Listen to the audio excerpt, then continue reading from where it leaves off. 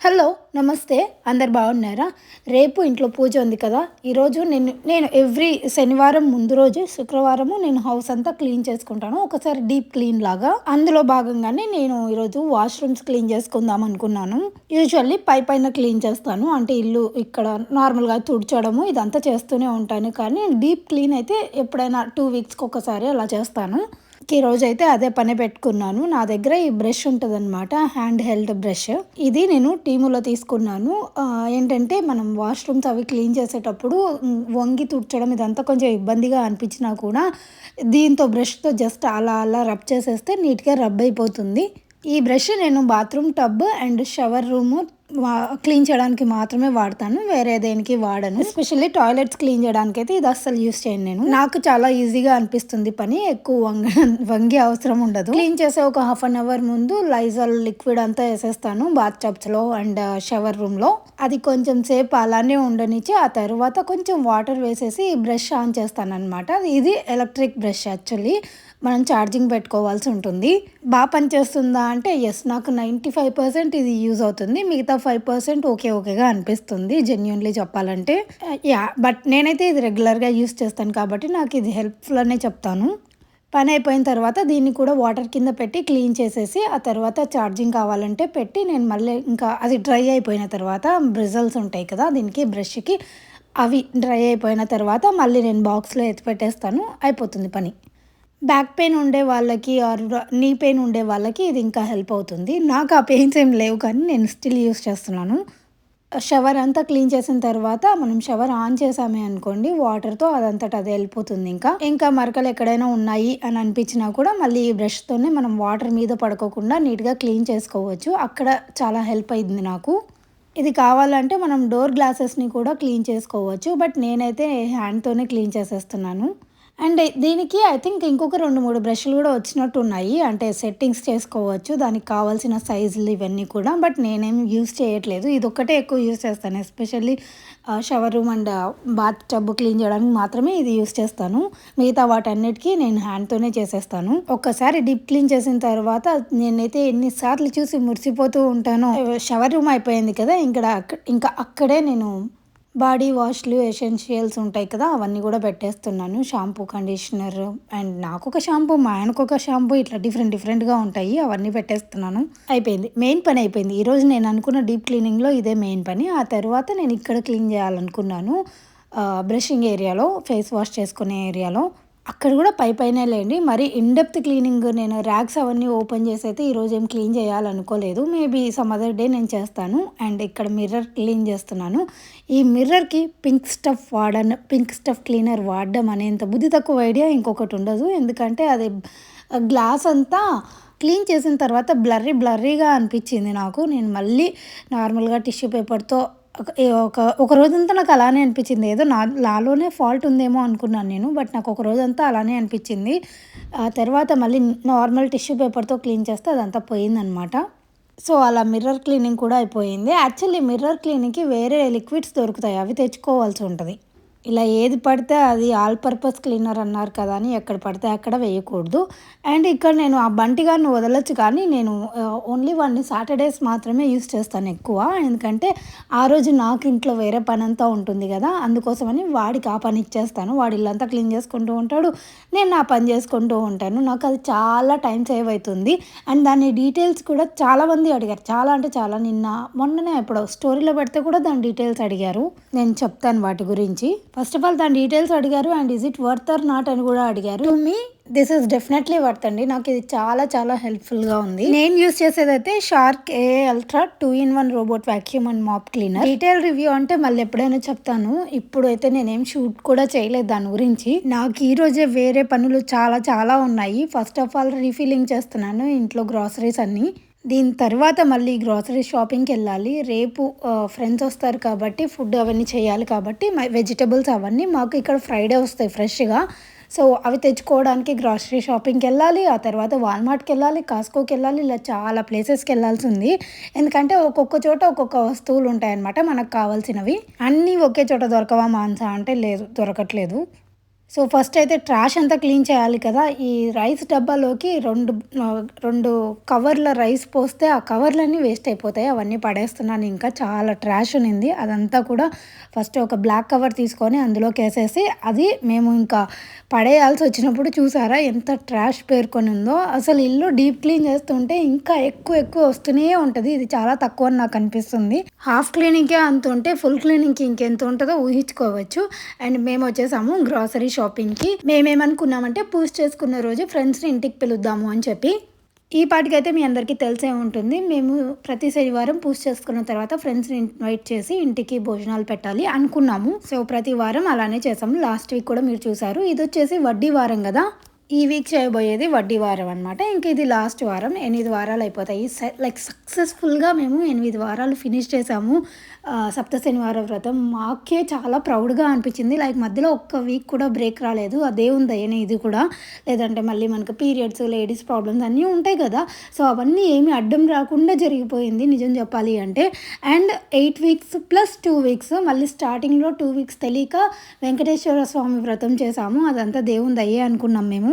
ఎంత డిసిప్లైన్‌గా చేయాలి అనుకున్నామో, ఎంత అంటే కంటిన్యూస్‌గా చేయాలి అనుకున్నామో, అది మాత్రం ఎక్కడ డిస్టర్బ్ అవ్వలేదు. అండ్ మేము ఎప్పటినుంచో లాంగ్ టైమ్ పెండింగ్ ఉన్న టాస్క్ ఏంటి అంటే ఇంట్లో ఫ్రేమ్స్ అవి సెట్ చేయడము అవి చేస్తున్నాము.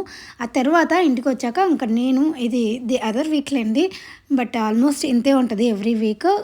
మేము గ్రాసరీస్ తెచ్చాం కదా! అవన్నీ నేను అన్‌ప్యాకింగ్ చేస్తున్నాను. అన్‌ప్యాకింగ్ కాదు, జస్ట్ ఆర్గనైజ్ చేద్దామని అన్నీ తీసి పెడుతున్నాననమాట. ఒక్కొక్కటి తీస్తూ ఉంటే ఎన్నొస్తున్నాయో. లైక్ లిటరల్లీ ఎన్ని కొన్నామో. కాస్కోకెళ్ళాము. కాస్కోకి వెళ్తే పెద్దగా వస్తువులేమి తీసుకోము, కానీ అవి బల్క్‌లో కాబట్టి కొంచెం ప్రైజీగానే ఉంటాయి. మెయిన్‌గా నేను కాస్కోకెళ్తే తీసుకునేది ఏంటంటే ఈ క్లీనర్స్ ఉంటాయి కదా! Dish washing cleaner, toilet cleaner, ఇవన్నీ కూడా నేను కాస్కోలో తీసుకుంటాను బల్క్‌గా. ఎందుకంటే అవి చెడిపోవు కాబట్టి. నేను లైక్ వెజ్జీస్ ఎక్కువ ఉండేవైతే అస్సలు తీసుకోను. చెడిపోని ఉంటాయి కదా! లైక్ క్యాప్సికము, టొమాటోస్, ఇవైతే చెడిపోవు కదా! బీన్స్ కానీ ఇలాంటివి. ఇవి మాత్రం నేను కాస్కోలో తీసుకుంటాను. ఇదివరకైతే అసలు కాస్కోకే వెళ్ళేదాన్ని కాదు నేనైతే. బట్ ఈ మధ్య కాలంలో కాస్కోకే ఎక్కువ వెళ్తున్నాము. లైక్ ఇట్లా వెజ్జీస్ అవన్నీ, ఫ్రూట్స్, స్ట్రాబెర్రీ, రోజు పొద్దున్నే స్మూతీకి అవైతే చేసుకొని తాగుతున్నాం కాబట్టి ఇది హెల్ప్ అవుతుంది. ఇంట్లో బేకింగ్ సోడా అయిపోయింది. బేకింగ్ సోడా వంటకు తప్ప మిగతా అన్నిటికి వాడుతున్నాను. లైక్ డిషెస్ క్లీనింగ్‌కి, లాండ్రీలో వీటన్నిటికి వాడుతున్నాను. అందుకే తక్కువొస్తుంది. లేకపోతే అంత త్వరగా ఏం పని ఉంటది చెప్పండి మనకి బేకింగ్ సోడాతో. ఎప్పుడైనా బజ్జీలు ఇలా చేసుకుంటే తప్ప మనకు అవసరం ఉండదు కదా బేకింగ్ సోడా. బట్ నాకది దానికి హెల్ప్ అవుతుంది క్లీనింగ్‌కి. అండ్ టమాటాస్ గూడా మా ఇంట్లో త్వరగానే అయిపోతాయి. ఎక్కువ ఖర్చయ్యేవి టొమాటోస్, ఆనియన్స్, ఈ 2 ఎక్కువ ఖర్చవుతాయి. అవి లేవు అంటే ఇంట్లో ఇంకేదో మిస్ అయినట్టే అనిపిస్తూ ఉంటుంది. ఇవన్నీ బిల్లింగ్ జేయించుకొని వచ్చేసరికి దాదాపు $400-500 అయిపోయింది. లైక్ లిటరల్లీ ఇవన్నీ ఎవ్రీ వీక్ మామూలే, నార్మల్‌గానే అవుతూ ఉంటాయి. బట్ నేనేం చెప్పాలనుకున్నానంటే ఈ మధ్యన కొంచెం బయట గ్లోబల్‌గా సిట్యుయేషన్స్ బాలేవు కదా! దానివల్ల ఇంకా ఎక్కువ ఖర్చులయిపోతున్నాయి కదా! అందరూ గ్యాస్ అవి బుక్ చేసుకుంటున్నారా? ఏవో గ్యాస్ తక్కువొస్తుంది. సో, ముందే బుక్ చేసుకొని పెట్టుకోండి. అట్‌లీస్ట్ ఒక సిలిండర్ ఎక్స్‌ట్రా పెట్టుకోండి అని చెప్తున్నారు ఇండియాలో. సో, అది మాత్రం ఒకటి ఎక్స్‌ట్రా పెట్టుకొని ఉండండి సేఫ్ సైడ్‌కి. ఎందుకైనా మంచిది కదా! ఇదొకటి నేను చెప్పాలనుకున్నాను. అమ్మకు గూడా చెప్పాను. అండ్ మీకు కూడా చెప్తున్నాను. రేపు పూజ ఉందంటే ఇంకా ఈరోజే ఇల్లంతా క్లీన్ చేసుకోవాలి. యూజువల్లీ ఈ ఈ ప్యాకెట్స్‌లో వస్తాయి కదా సరుకులు మనకి, కందిబ్యాళ్ళు, శనగబ్యాళ్ళు ఇవన్నీ. ఇవైతే అక్కడక్కడ పెట్టేసి నిదానంగా సర్దుకోవచ్చులే అనుకుంటాను. బట్ పూజ ఉంది కాబట్టి కొంచెం మంచిగా ఆర్గనైజ్ చేసుకోవాలి. ముందు రోజు ఇల్లంతా క్లీన్ చేసుకోవాలి కాబట్టి అవి కూడా ఆ రోజు ఓన్లీ ఫ్రైడేస్ తెచ్చుకుంటేనే నేను ఇంకా అప్పటికప్పుడు క్లీన్ చేసి పెట్టేస్తున్నాను. లేదంటే తీరిగ్గా సాటర్డే అలా కూర్చొని చేసుకునేదాన్నేమో. ఏమో నేను మర్చిపోయాను. ఆల్రెడీ 2 మంత్స్ అయిపోయింది నేను పూజ స్టార్ట్ చేసి. సో, ఎవ్రీ ఫ్రైడే క్లీనింగ్ చేసుకోవడం అనేది ఒక రొటీన్ అయిపోయింది. నేనేంటో జడ వెరైటీగా వేసుకున్నాను. యూజువల్లీ నేను అలా వేసుకోను. బట్ ఏంటంటే ఫస్ట్ నార్మల్‌గా జడేసుకున్నాను. తర్వాత మా ఆయన బయటకెళ్దాం పా అంటే ఇంకా అదే అల్లేసుకొని కింద ఒక రబ్బర్ ఏసుకున్నాను దాన్ని తీయలేక. కొంచెం తలనొప్పి ఎక్కువ వచ్చేస్తుంది ఇలా వేసుకుంటే కూడా నాకు. ఇక వన్ మోర్ థింగ్ ఏంటి అంటే, మాకు ఇక్కడ మాలలు కట్టడానికి పూలు అవన్నీ దొరకవు కదా! మల్లెపూలు ఇలాంటివి. దొరికిన వాటితోనే నేను మాల చేసుకొని లాస్ట్ వీక్ 7th వీక్ చేయాలి అని చెప్పేసి ఒక మాల చేసుకున్నాను చామంతి పూలతో. సో, అది నేను మీ అందరికీ షేర్ చేశాననమాట. ఆల్రెడీ షార్ట్ ఫామ్‌లో కూడా పెట్టాను. అక్కడ చూడండి, ఎవరైనా మిస్ అయితే క్లియర్‌గా డీటెయిల్‌గా ఎక్స్‌ప్లెయిన్ చేశాను. అండ్ నెక్స్ట్ డే ఇలా ఈ వాక్యూమ్ క్లీనర్‌ని పెట్టాను అంటే ఇంకా నీట్‌గా ఉంటుంది హౌస్ అంతా. పెద్ద పనేమి ఉండదు ముందు రోజు క్లీన్ చేసుకుంటే. పూజ చేసుకున్నాం. చాలా బాగా జరిగింది. 8th వీక్ కూడా సక్సెస్‌ఫుల్‌గా అయిపోయింది. కొంచెం నాకు టైరింగ్‌గా అలా అనిపించింది కానీ but it was very nice. చాలా అనిపించింది. పూజ మొత్తం సక్సెస్‌ఫుల్‌గా కంప్లీట్ చేసినందుకు ఆ దేవుని అనుగ్రహంతోనే చెప్పాలి డెఫినెట్‌లీ.